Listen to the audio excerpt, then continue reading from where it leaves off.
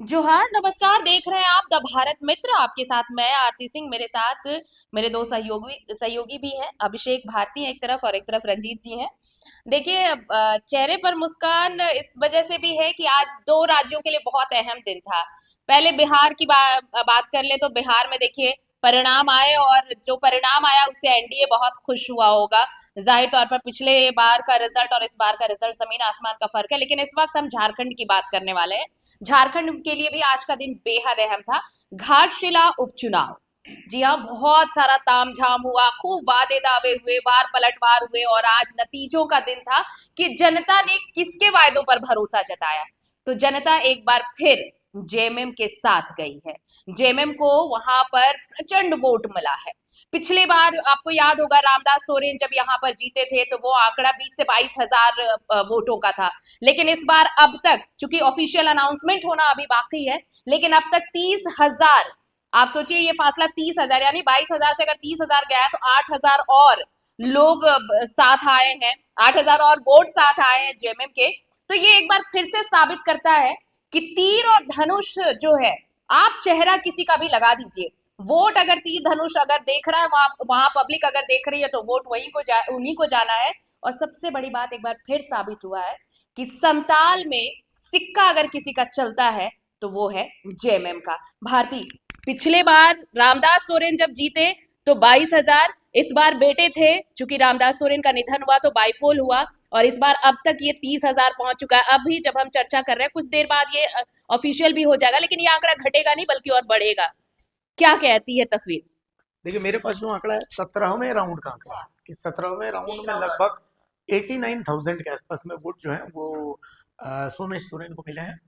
और 32,000 के 56,000 के आसपास के वोट, थोड़े से ज्यादा, ये बाबूलाल सोरेन को है। और रामदास मुर्मू को 11,000 से कुछ ज्यादा वोट। अब मैंने आपको क्या कहा था, मैंने आपको एक बात कही थी कि देखिए, अगर नजर इस पर रहेगी कि वोटों का अंतर कितना रहता है, कि बाबूलाल सोरेन जो है वो वोटों, चूंकि रामदास सोरेन से बाबूलाल सोरेन 22,000 वोट से हारे थे, सोमेश सोरेन से अब अंतर 32,000 से ज्यादा का है, और ये अभी बढ़ेगा।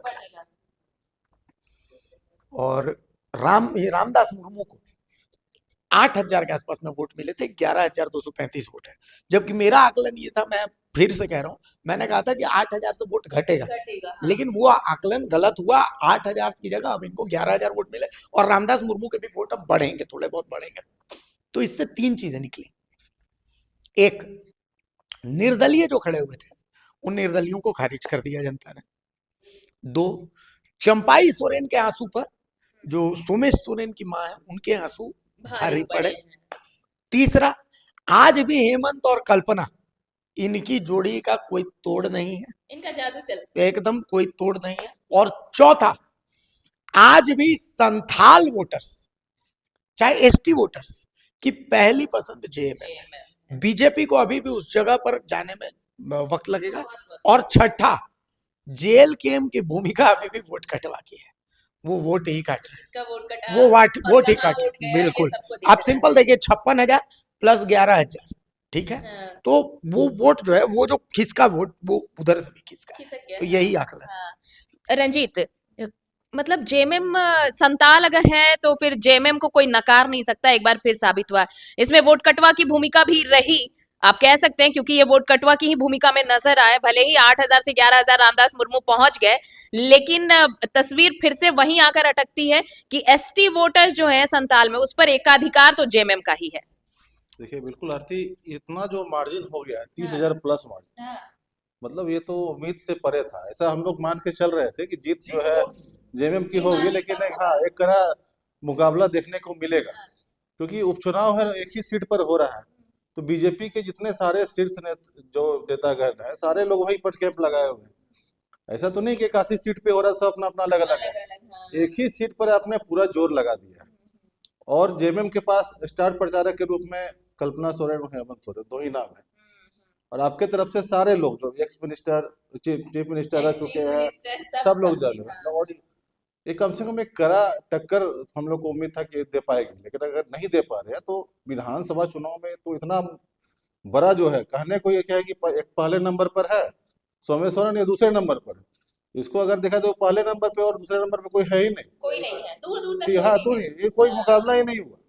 क्लीन स्वीप हाँ हो हाँ गया। हाँ, एकदम इतना लंबा मार्जिन विधानसभा चुनाव में देखने को नहीं मिलता। यहाँ तो 5,000 10,000 पे डिसीजन होता है। तो ये निश्चित है कि झारखंड मुक्ति मोर्चा और बीजेपी का यहाँ पर कोई कोई मुकाबला मुकाबला नहीं। नहीं है। जब झारखंड मुक्ति मोर्चा 19 से 24 में ज्यादा मजबूत हुई है और अभी और ज्यादा मजबूत हो गई, जबकि अब सरकार बनने के बाद लोग कह रहे थे कि बहुत लोग मैया सम्मान में वोट ले लिया, अब बाद में सरकार बनने के बाद वोट नाम काट दिया, या बहुत सारा अभी जो विवाद जो हुआ था, कुछ जो चल रहा था, सरना ईसाई का विवाद हो, कुर्मी आदिवासी का विवाद हो, इससे सरकार को या की छवि पर कोई फर्क नहीं पड़ा है और भी मजबूत होगी। और बीजेपी एकदम से दिशाहीन है झारखंड, एकदम बिहार में जहाँ एक तरफ पूरा विक्ट्री है और बिहार पूरा का ही, बंद है। हाँ, बिहार का भी जश्न यही मना रहे हैं लोग। हाँ, हाँ, लेकिन यहाँ झारखंड में एकदम से दिशाहीन है, कोई मास अपील नहीं है। लोग कहने को है कि आदिवासी लीडर है, बाबूलाल मरांडी, अर्जुन मुंडा, चंपई सोरेन को भी लेते हैं, लोबिन हेम्ब्रम भी आ गए, लेकिन बीजेपी के पास आदिवासी नेता तो है, लेकिन आदिवासी जनता उससे झारखंड की कनेक्ट नहीं नहीं कर नहीं पा हो रहे, पा रही, नहीं उससे हो कोई पा कनेक्ट नहीं रहे। हो पा रही। इसी कारण ये परिणाम देखने को मिला है, और ऐसा रहता है तो आने वाला समय में और भी चिंता की बात बीजेपी के लिए है। बीजेपी के लिए भारती एक सवाल ये भी था, हम लोग जब चुनाव से पहले जब इस पर चर्चा कर रहे थे, तो अभी भी यही है कि भाई हम जब आखिर आखिर तक चुनाव वोटिंग से एक दिन पहले तक जिस तरह से चंपाई का पूरा कार्यक्रम हम देख रहे थे, चंपाई बहुत मेहनत कर रहे थे और ये कॉन्फिडेंस उनका लेवल देखकर ऐसा लग रहा था कि इस बार मुकाबला इतना, मतलब शुरुआत में लगा कि क्लीन स्वीप तो होगा ही, जेएमएम क्लीन स्वीप करने वाला है, लेकिन चंपाई की मेहनत देखकर ऐसा लगा कि ये मुकाबला कहीं नेक टू नेक तो नहीं होने वाला है। और जो छोटी छोटे सोर्सेस से खबरें आ रही थी वो भी यही कह रही थी कि इतना आसान नहीं होगा मुकाबला। तो ये फिर से बताता है कि उनका अपना वोट तो था पहले से ही रामदास सोरेन जी का, लेकिन जब वो नहीं रहे तो वो सिंपैथी वोट इस खाई को और गहरा कर गया, और अब इस खाई को भरना मुझे नहीं लगता कि 2029 में भी बीजेपी के लिए आसान होगा। आरती देखिए, आप जब इस घाटशिला उपचुनाव को नजदीक से देखेंगे, बीजेपी को मौके मिले, कई मौके मिले। हाँ बिल्कुल। बीजेपी के पास सूर्य हांसदा का मुद्दा था, बीजेपी के पास चाईबासा में लाठीचार्ज का मुद्दा था, बीजेपी के पास रिम्स 2 की जमीन का मुद्दा था, बीजेपी के पास सरना कुड़मी का जो मुद्दा था, बीजेपी के पास स्थानीयता का मुद्दा था, नियोजन नीति का मुद्दा था, रोजगार का मुद्दा था, ये तमाम मुद्दे थे। लेकिन बीजेपी के पास क्या नहीं था? बीजेपी के पास टीम नहीं थी, एक टीम वर्क नहीं था। आप याद कीजिए कि आपको एक बैठक ऐसी दिखी हो झारखंड बीजेपी के मुख्यालय में कि घाटशिला उपचुनाव को लेकर के रणनीति बनाने को लेकर के बैठक हो रही है, जिसमें बीजेपी के सारे आले नेता मौजूद हैं। या आपको एक ऐसा कोई मंच ऐसा दिखाओ जिस मंच पर आपको चंपाई सोरेन भी नजर आए हो, बाबूलाल मरांडी भी, माफ कीजिए रघुवर दास भी और अर्जुन मुंडा भी।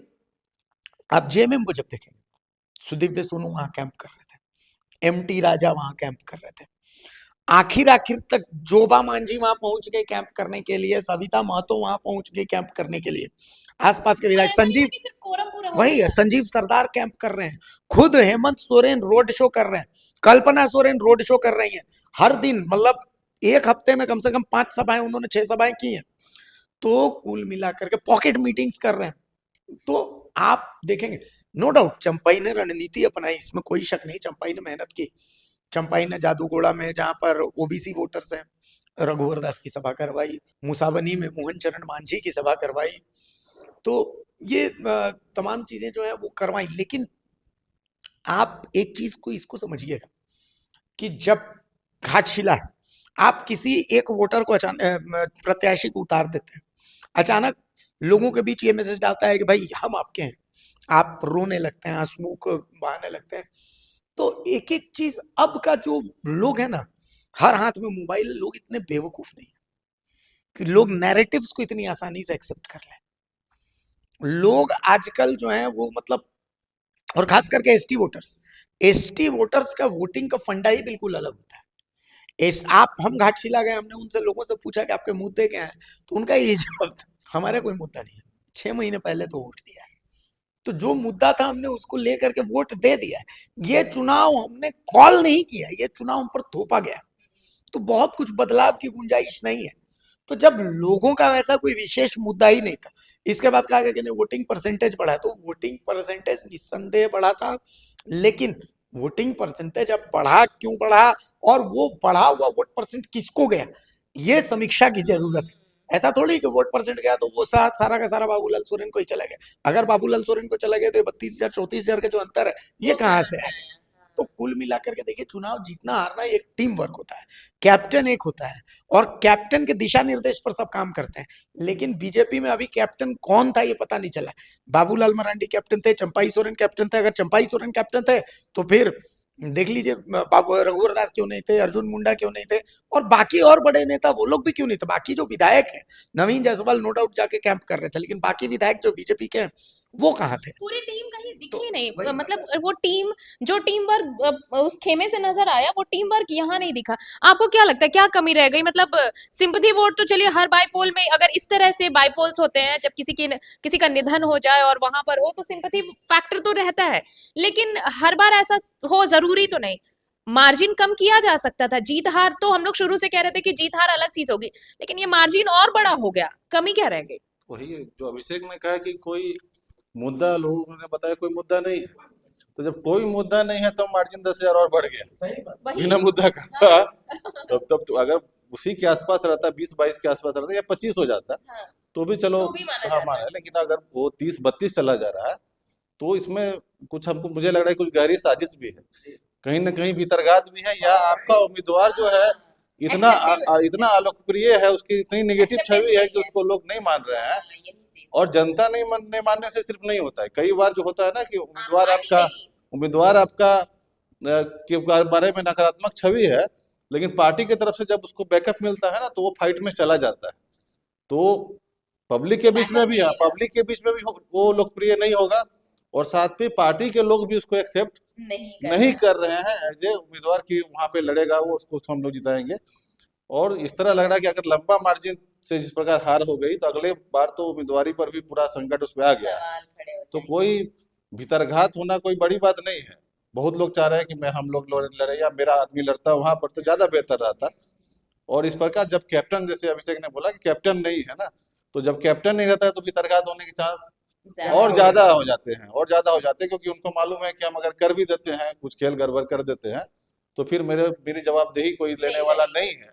तो ये दिखता है। और जेएमएम और की तरफ से तो ऐसा लग रहा है कि उपचुनाव जो है इससे तो सरकार बनना गिरना कुछ है नहीं, नहीं था इसमें। अगर हार भी जाते तो भी तो तो भी कोई सरकार में फर्क नहीं फर्क नहीं पड़ता, पड़ता, कोई फर्क नहीं लेकिन पड़ता। फिर भी काफी पूरे गंभीरता से लिया कि हमको चुनाव किसी कीमत पर जीतना है। हाँ जितना ही है। पहले जो लोग हल्के में ले रहे थे कि मंत्री नहीं बनाया, मतलब सरकार लगता है कि उतना हेमंत सोरेन सीरियस नहीं है सीट को लेकर, लेकिन जिस प्रकार कैंपेनिंग हुई, जिस प्रकार प्रचार चला, तो ऐसा लग रहा है कि बहुत ही गंभीरता पूर्वक झारखंड मुक्ति मोर्चा ने चुनाव लड़ा और लंबे मार्जिन से, इसलिए अच्छा, ये परिणाम है। एक और चीज आरती, देखिए चुनाव का गणित ना बहुत गजब होता है। मतलब 1 महीने की आपकी मेहनत, 2 महीने की मेहनत वो तो होती है, लेकिन 1 दिन पहले की जो मेहनत 2 दिन पहले के एग्जाम की तरह होता है, कि एग्जाम में आप 1 महीने से जो पढ़ रहे हो तो पढ़ रहे हैं, लेकिन एक रात पहले का जो रिवीजन होता है ना वो सबसे जरूरी होता है। और जो, चूंकि देखिए जब चुनाव की घोषणा हो तो उस समय कहा जा रहा था कि एक तरफा होगी लड़ाई, चंपाई ने मेहनत की, लड़ाई में लेकर के आए। चूंकि बाहरी प्रत्याशी के लिए 32,000 56,000 वोट लाना भी ये छोटी बात नहीं है, तो चंपाई की मेहनत है। लेकिन जो लास्ट समय में ये हेमंत कल्पना जो उतर गए, मतलब इनकी सभाओं की भीड़ और इनका जो रिएक्शन था, यही कारण था कि चंपाई चाचा को रोना पड़ा। यहीं पर आकर के चंपाई चाचा को रोना पड़ा। लेकिन अब हमने पहले ही कहा था कि रोना किसका कनेक्ट करेगा वो जरूरी बात है, तो वो भाई रामदास सोरेन एक जी की आखिरी सवाल है। मुझे लगता है कि इन सारी चीजों पे आप कुछ पे भी बहस कर लीजिए, चाहे वो टीम वर्क ना हुआ हो, या फिर कैप्टेंसी की पारी किसी ने नहीं खेली हो, या भीतरघात हुआ हो, इन सब से अलग मुझे लगता है कि एक कैंडिडेट का एक्सेप्टेंस बहुत जरूरी होता है, इधर पार्टी में और पब्लिक में। तो ये एक्सेप्टेंस मुझे लगता है कि पैराशूट प्रत्याशी के तौर पर जब उन्हें लाया गया बाबूलाल सोरेन को, तो ये पार्टी में ही एक्सेप्टेंस नहीं मिला, पब्लिक में भी ये ओपिनियन अच्छा नहीं गया, और शायद यही वजह रही कि मार्जिन और ज्यादा हो गया। कोई और प्रत्याशी होता तो शायद, हारना अलग चीज है, लेकिन ये मार्जिन थोड़ा कम होता। वही मैं कह रहा हूँ, घाटशिला एक सब डिवीजन है। घाटशिला को जिला बनाने की मांग बहुत समय से चल रही है। घाटशिला अनुमंडल जो घाटशिला मुख्यालय की बात कर रहा हूँ, वहां के कार्यकर्ता ही बाबूलाल सोरेन को एक्सेप्ट नहीं कर पा रहा। घाटशिला का सबसे जबरदस्त जो राजनीतिक अखाड़ा है, सुरदा क्रॉसिंग को कहते हैं। उस सुरदा क्रॉसिंग पर आप जाइएगा तो लोग चाहते हैं कि वो वोट दे बीजेपी को, लेकिन at the end of the day, चूंकि आप जेएमएम के सोशल मीडिया पे जाइएगा हैंडल पे, तो उन तमाम पोस्ट में आपको बाबूलाल सोरेन के कैसी इमेज बनाएगी कि एक गुंडा है। आप जेएमएम के पोस्ट को आप देखिएगा कि पुलिस के साथ भिड़ंत हो गई, गाड़ी छुड़ा के ले गए, सीओ से भिड़ गए, बीडीओ से भिड़ गए, और नीचे कि आप पढ़ा लिखा उम्मीदवार या गुंडा उम्मीदवार। ये जेएमएम का नैरेटिव था। तो एक्सेप्टेंस की जो आपने बात बोली, निस्संदेह ही एक्सेप्टेंस बहुत बड़ी चीज। नरेंद्र मोदी से बड़ा नेता तो कोई नहीं है अभी देश में, सबसे बड़े नेता है। क्या नरेंद्र मोदी को आप रांची बुला करके चुनाव लड़वा दीजिएगा तो वो चुनाव जीत जाएंगे? नहीं जीतेंगे। एक्सेप्टेंस की बात है भाई, यहाँ का जो बीजेपी का कैडर है वही एक्सेप्ट नहीं करेगा उनको। भाई हम इतने साल से मेहनत कर रहे हैं, यहाँ से मशक्कत कर रहे हैं, यहाँ से पसीना बहा रहे हैं, लोगों के बीच सुख दुख में हम खड़े रह रहे हैं, और फिर कोई वहां से लगभग 70 किलोमीटर दूर से कोई प्रत्याशी आके हमारे यहाँ खड़ा हो जाएगा और आपको बोलना है कि नहीं वो जिंदाबाद, वो जिंदाबाद, तो कैसे एक्सेप्ट? हम ही लोग यहाँ पर झारखंड की राजनीति को लेकर के न्यूज चैनल, दिल्ली वाली पाउडर लगा करके आ जाएगी, उसको कुछ भी नहीं पता है, कुछ भी नहीं पता, वो गलत बोलेगी, वो बोलेगी कि मुख्यमंत्री संजय यादव, और बोला जाएगा कि नहीं आप लोग उनकी वीडियो को बोलेंगे ना बहुत बढ़िया, तो आपके लिए एक्सेप्टेबल होगा? नहीं होगा। इतने दिन हमने धूल फाकी यहाँ पर, हम यहाँ पर धूप में जा रहे हैं, पसीने में लड़ रहे हैं, और हमको बोला जाएगा कि उनके पीछे जिंदाबाद जिंदाबाद उनका कर, तो एक्सेप्टेबल होगा? तो नहीं होगा। तो बीजेपी को ये चीज समझनी पड़ेगी। और ये कौन समझेगा? ये बीजेपी के जो ऊपर के नेता है। मैं हमेशा से बोलता हूँ, काली थार रोलेक्स बीजेपी का सबसे बड़ा दुश्मन। क्रीज। तो चलिए देखिए, इस वक्त जब हम चर्चा कर रहे हैं उस वक्त चूंकि हमारा दफ्तर बीजेपी जो प्रदेश मुख्यालय है उसके करीब है, तो पटाखों की आवाज सुनाई पड़ रही है, लेकिन ये पटाखे इसलिए नहीं है कि बाबूलाल सोरेन हार गए हैं। चूंकि एक्सेप्टेंस की बात हो रही थी इसलिए इसे कनेक्ट कर रही हूं मैं। एनीवे ऐसा है कि बिहार में प्रचंड बहुमत मिला है एनडीए को, और एनडीए ने पिछला सारा रिकॉर्ड भी तोड़ दिया है बिहार में, और इस बार बीजेपी के लिए बहुत खास रहा है। तो वो वहां की जीत का जश्न मनाया जा रहा है, लेकिन याद रखिए अगर बिहार का जश्न यहाँ मन रहा है तो घाटशिला का मातम कौन मनाएगा? इसकी अकाउंटेबिलिटी किसकी होगी? क्या कोई इस पर मंथन भी करेगा? ये बहुत जरूरी होगा, क्योंकि यही छोटी छोटी चीजें, भले ही ये बाइपोल हो, लेकिन ये इशारा जरूर है कि 2029 के लिए अगर आपने अब भी सबक नहीं लिया तो 2029 में आपका क्या हश्र होने वाला है। मुझे लगता है थिंक टैंक इस पर जरूर विचार करेगा। फिलहाल नमस्कार, जोहार।